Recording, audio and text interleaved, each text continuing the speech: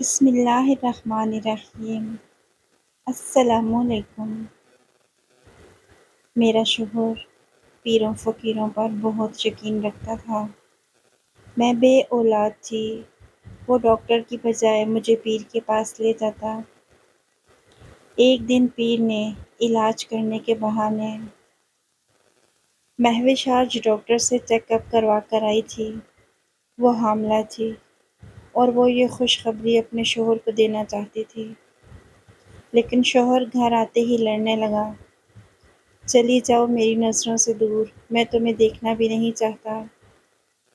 وسیم اپنی بیوی کو گالیاں دے رہا تھا، وہ بیوی جو قرآن کی حافظہ تھی۔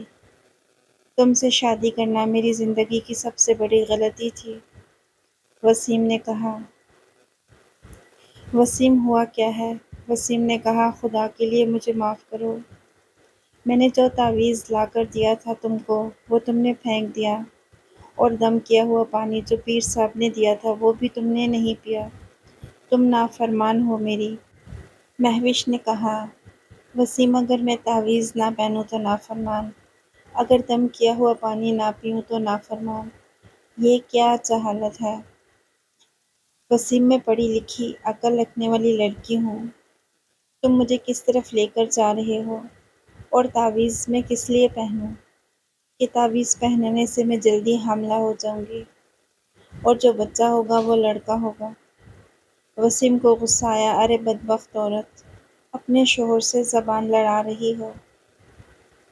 ارے بدبخت، اس سے پہلے کہ میں کچھ کر بیٹھوں، نکل جا میرے گھر سے۔ مہوش نے کہا، وسیم بات کچھ ہے نہیں، آپ اتنا زیادہ بول رہے ہیں۔ وسیم نے کہا، اگر میں نے تعویذ لے کر دیا، تم نے اسے نہیں پہنا، اور دم کیا ہوا پانی بھی نہیں پیا، اگر پی لیتی تو لڑکا ہو جاتا۔ مہوش نے کہا، کیا دم کیا ہوا پانی مجھے لڑکا دے گا؟ وسیم نے اسے تھپڑ مارا اور بالوں سے گھسیٹتے ہوئے مہوش کو گھر سے نکال دیا۔ چلی جاؤ میرے گھر سے۔ وہ اٹھی اپنے آنسو صاف کرنے لگی۔ وسیم، آپ غلط کر رہے ہیں۔ آپ کون سے زمانے میں جی رہے ہو؟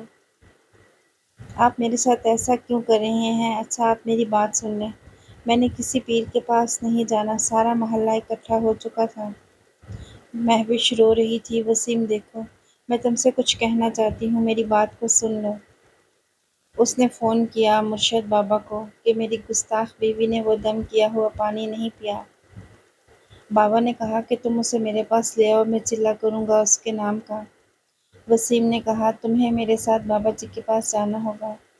مہوش نے کہا، وسیم دیکھو، یہ ہمارے گھر کا معاملہ ہے، کیوں اس میں کسی اجنبی کو لے کر آ رہے ہو؟ وسیم نے کہا کہ وہ اجنبی نہیں، میرے پیر ہے۔ مہوش نے کہا، مجھے کسی بھی پیر کے پاس نہیں جانا۔ وسیم نے اسے گالیاں دینا شروع کر دی، حتیٰ کہ بات بڑھتے بڑھتے طلاق تک جا پہنچی۔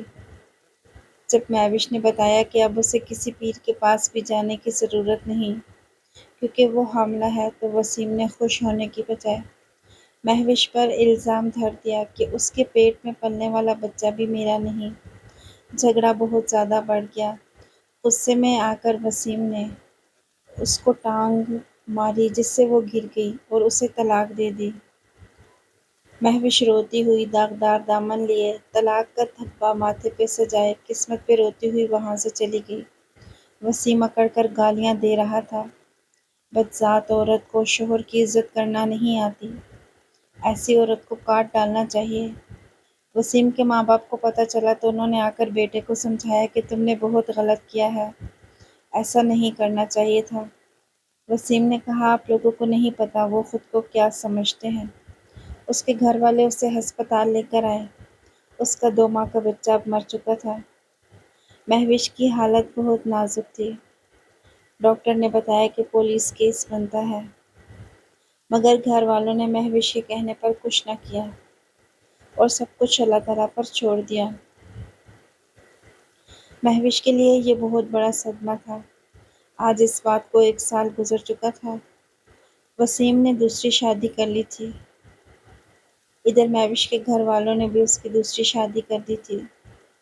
اس بار جو لڑکا ملا تھا وہ ایک اچھا مسلمان تھا۔ کیونکہ وہ پڑھا لکھا تو نہیں تھا لیکن وہ اسلام کو بہت قریب سے جانتا تھا۔ میں بھی حافظ قرآن تھی۔ مدثر مہوش کا دوسرا شوہر تھا۔ مہوش سے قرآن پاک کی تلاوت سنا کرتا۔ مہوش کی زندگی میں بہار آنے لگی۔ مدثر بہت ہی اچھا تھا۔ مہوش اچھی زندگی جی رہی تھی۔ مہوش کو اللہ تعالیٰ نے بیٹا عطا کیا، وہ بہت زیادہ خوش تھی۔ کبھی کبھی وہ اپنے پہلے بچے کو یاد کر کے روتی تھی۔ مدثر اس سے ہمیشہ یہی کہتا کہ ماضی کو ایک برا خواب سمجھ کر بھول جاؤ۔ مدثر کا سایہ مہوش کے لیے سکون تھا۔ وسیم آج بھی ماں باپ سے الگ رہتا تھا، لیکن وہ آج بھی تعویذ اور جھوٹے پیروں پہ یقین رکھنے والا تھا۔ وسیم کی بیوی جس کا نام اقصیٰ تھا، اس کو پیر دم کرتا تو اس کا ہاتھ پکڑتا۔ اقصیٰ کو بہت برا لگتا۔ اقصیٰ کو اس سے ڈر لگنے لگا تھا۔ اقصیٰ نے ایک دفعہ اپنے شوہر وسیم کو بتایا، مگر وسیم نے الٹا اقصیٰ کو ڈانٹ دیا۔ اقصیٰ کو پہلے بھی ایک شوہر چھوڑ چکا تھا۔ دوسری دفعہ وہ طلاق کا صدمہ برداشت نہیں کر سکتی تھی۔ اسی ڈر سے وہ سب کچھ برداشت کر رہی تھی، وہ خاموش رہی۔ وسیم کے سخت لہجے بھی سہ لیتی۔ ادھر مہوش اپنے شوہر کے ساتھ عمرے پہ جا رہی تھی اور وہ اللہ تعالیٰ کا شکر ادا کر رہی تھی کہ اس کا شوہر اسے پلکوں پہ بٹھا کے رکھتا تھا۔ میں بھی بہت زیادہ خوش تھی۔ وسیم اپنی بیوی اقصیٰ کو لے کر ایک دن پیر صاحب کے پاس گیا۔ پیر صاحب ہمارا بیٹا ہو۔ پیر صاحب نے اقصیٰ کے پیٹ پہ ہاتھ رکھا اور آنکھیں بند کر لیں۔ پھر کچھ پڑھنے لگا اور کہنے لگا، اپنی بیوی کو 20 دن لگاتار لے کر آؤ، میں دعا کروں گا تو بیٹا ہی ہوگا۔ اقصیٰ بہت زیادہ روتی رہی، یا خدایا میرے شوہر کو سمجھ عطا کر، وہ غیر مرد مجھے چھوتا ہے، میں کیا کروں؟ اقصیٰ بہت زیادہ پریشان تھی۔ اقصیٰ جیسی نہ جانے کتنی لڑکیاں ان پیروں کی ہوس کا نشانہ بن رہی تھیں۔ کچھ دن گزرے، وسیم کام میں مصروف رہنے لگا۔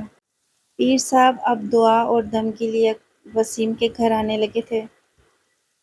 پیر اقصیٰ کو ہوس بھری نظروں سے دیکھتا۔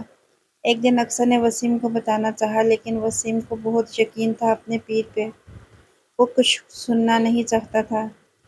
بس بات ختم ہو گئی۔ پیر صاحب کے خلاف کچھ بھی سننے کو وسیم تیار نہیں تھا۔ ادھر ایک دن پیر صاحب اقصیٰ کو ہوس کا نشانہ بنا رہے تھے، وسیم گھر پہ نہیں تھا۔ اقصیٰ سو رہی تھی۔ وہ گھر آ گیا۔ جب وہ اندر آیا تو دیکھا کہ پیر صاحب اقصیٰ کے ساتھ بدتمیزی کر رہا تھا۔ وسیم سمجھا کہ اقصیٰ ہی ایسی ہے، وہ غصے میں پاگل ہونے لگا۔ اس نے پیر کو تھپڑ مارا، گالیاں دیں۔ اقصیٰ ڈر گئی۔ وسیم نے کلہاڑی اٹھائی اور اقصیٰ کے سر پر دے ماری۔ بے غیرت عورت، میرے پیچھے یہ کام کرتی ہو؟ اقصیٰ وہیں پر دم توڑ گئی۔ وسیم نے جھوٹے پیر کو بھی کلہاڑی مارنا چاہی، مگر وہ پیر جان چھڑوا کر فرار ہو گیا۔ محلے والے کو پتہ چلا تو سب محلے والے اکٹھے ہو گئے، نیوز چینل والے بھی پہنچ گئے۔ ٹی وی پہ نیوز چلنے لگی، شوہر نے بیوی کو غیرت کے نام پر قتل کر دیا۔ مہوش بھی نیوز دیکھ رہی تھی، وسیم کو دیکھا اور چیخیں مارنے لگی۔ وہ ڈر گئی تھی، یا اللہ اس بدبخت نے کسی معصوم کو آخرکار مار ہی ڈالا۔ آخر کیا قصور تھا اقصیٰ کا؟ ایک جاہل مرد کے پاس چلی گئی، یہی قصور تھا اس کا، اور پھر اس نے اپنی جان دے دی۔ یا اللہ ہم سب کو سیدھی راہ پہ چلا۔ اللہ تعالیٰ کے احکامات کیا ہیں اور ہم کس طرف چل رہے ہیں؟ خدا کے لیے اس طرح کے جھوٹے پیروں سے بچیں۔ یہ کہانی بنانے کا مقصد صرف جھوٹے پیر اور حقائق سے پردہ اٹھانا ہے۔ میں ہرگز پیر و مرشد کے خلاف نہیں ہوں۔ سلطان باہو، پیر مہر علی شاہ داتا حجویری گزرے ہیں، مگر وہ ہستیاں اب کہاں آئیں گی اس دنیا میں؟ یہ کہانی صرف نام نہاد جھوٹے پیروں اور فقیروں کے بارے میں ہے۔ ان سے بچ کر رہنا چاہیے اور اپنی عورتوں کو اکیلے ان کے پاس دم درود کے لیے نہیں بھیجنا چاہیے۔ ہمارا اسلام ہمیں اس چیز سے منع کرتا ہے۔ بے شک پیر فقیر ہیں، لیکن ہیں تو عورت کے نامحرم ہی۔ آپ کو ویڈیو پسند آئی ہے تو اسے لائک اور شیئر کیجیے گا۔ اگلی ویڈیو تک کے لیے اللہ حافظ۔